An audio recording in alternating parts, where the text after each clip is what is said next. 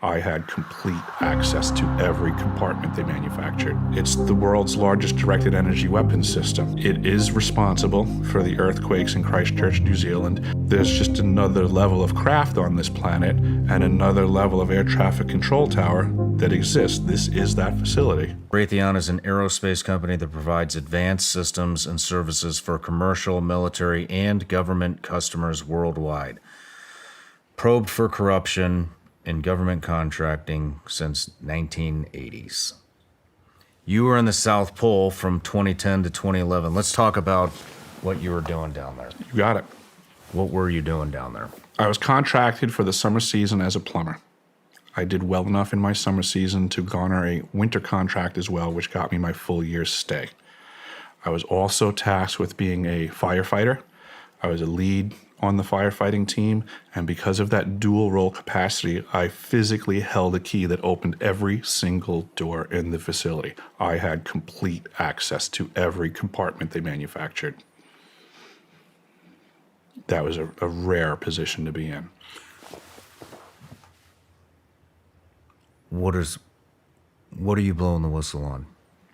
That there are technologies at the South Pole Station that people can't even consider that exist on this planet. Like what? Directed energy weapons systems is something that people need to get in their vocabulary fast. The ice cube neutrino detector is not simply a passive listening device as presented for the science that they're claiming it to do. It also has the capacity to transmit. There are embedded in the ice what are called digital optical modules, DOMs. They're about the size of a basketball. The array embedded in the ice is 1 kilometer by 1 kilometer by 1 kilometer. It is the world's largest telescope. And now, because we have proven that it can transmit, it's the world's largest directed energy weapons system. It is responsible for the earthquakes in Christchurch, New Zealand in 2011 on the front end of the year. How do you know for a fact that that was responsible for that? Because I was present and I have gone over this with the pertinent people that I will not be releasing their names. Okay.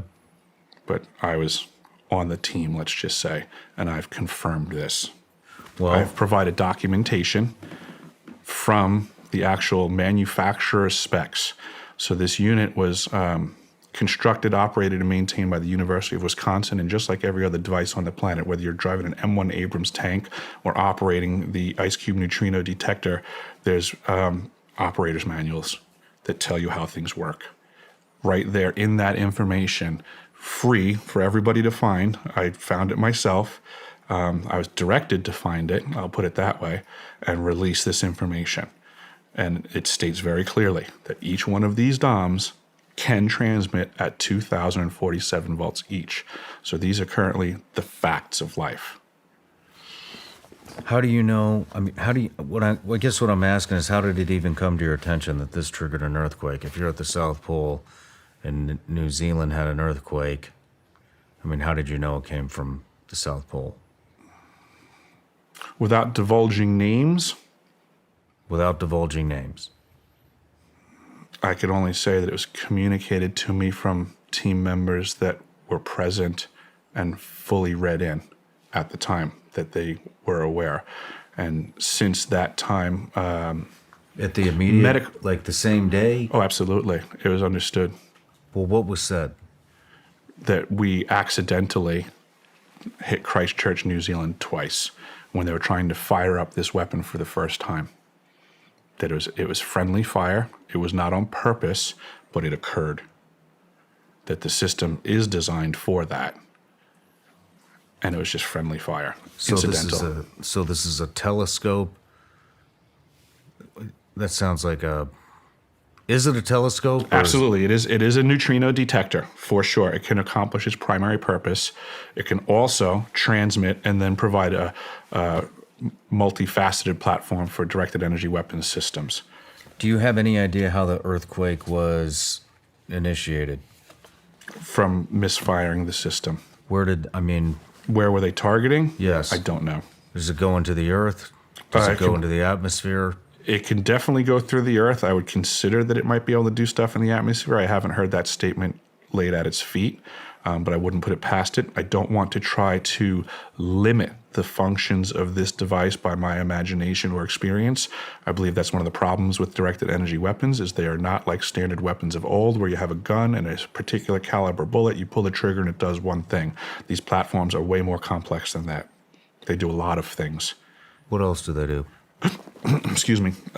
This system, additionally, in regards to the neutrinos, it detects the neutrinos that are apparently coming off of the new exotic propulsion systems for either off-world UFOs or reverse-engineered stuff on our planet. What is neutrino? Neutrino is a near massless particle that goes at, close, or beyond the speed of light. It is so small that it can pass between the electron shell and the nucleus of pretty much every atom on the planet. In the capacity of being detected at the South Pole Station, when the neutrino impacts the nucleus of the water molecule of the ice in the glaciers at the pole, a reaction occurs. The nucleus and the neutrino become destroyed. A muon is created and ejected, and a blue flash of light known as Cherenkov radiation flashes in the ice, and that's what the DOMs, the digital optical modules, are detecting. That's their primary purpose as presented. Now, whether that neutrino comes from a quasar out in space or a exotic propelled engine off of vehicles that aren't being discussed contemporarily, it detects it, thus making it basically an air traffic control center for all non-discussed vehicles on this planet.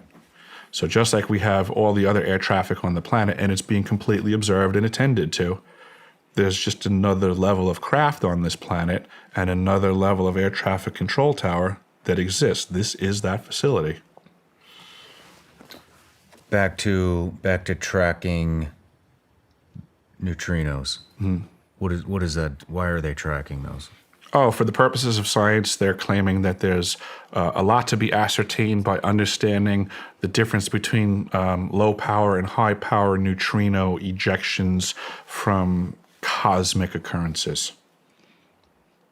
It's about that vague. This is what they spend our tax dollars on. Let's talk about what else do they do? The device is also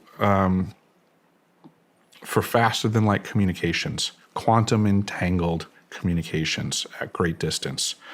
In, I guess it was the late 80s or early 90s, Gary McKinnon hacked NASA. And he found the list of the off-world space fleet and the captains of the ships respectively. We have a fleet out there. If we have a fleet out there, we need to communicate with them. This is that facility.